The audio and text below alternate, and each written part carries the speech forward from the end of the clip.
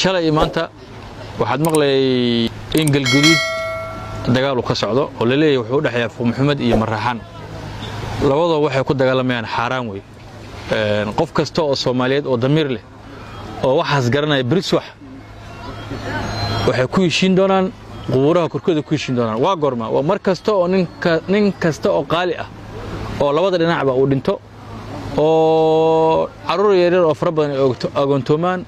kuwa fara badan rajoon ay noqdaan kuwa fara badan ay naafowaan yaa waxa la doonaa waxa ku heshiin qubuuraha korkooda arintaas ayada marka waxa rabnaa dad fara badan maadaama dadka la wada dhasheen meel kasta ay joogaan dagaal sokeeye cid wax ku keento waa la waayay wadanka 30 sano lagu diray qofkaadkaada waa la waayay qori iyo marxalad iyo dhibaato iyo waxyaalahaas wax ay keenaysa malo waxaan soo kala baaqnaa dadkaas ilka walaalaha wada dhashay oo waxa ay isku dhameynayaan wax xaraan ay tahay inay ka wantumaan waxa isku dhameynayaan walaalnimadooda iyo ehelnimadooda ay u soo noqdaan guurkooda wada noolashahooda daaqsigooda waxooda in ay ka cid isku bedelaysa maanta ma jirto arintaas ayadana waxaan rabaa ka mas'uulahan inaan baaq u diro oo walaalayaalow wax aad ku direysaan waa wax xaraana aakhirana kuwa shalay dhintay haday maanta in la soo hadlaan telefoonka in soo dirayaan in leeyihiin shaqadii aan ka tagnay waa shaqo fiican sii wada kartaan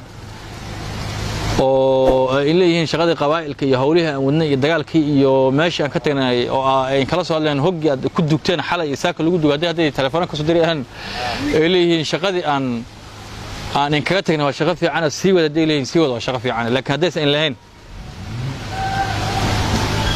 waa musiibo weey musiibadaas ayada ka carara waxaan huwa qof kasta oo meeshaas ku dhintay maanta xisaab inay korkiisa taalo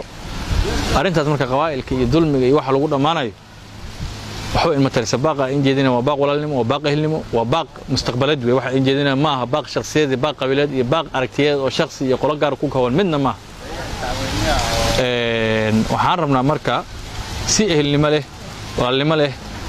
dad islaam nahay diin leh diintanada waxaan fartood garanaysan qof kasto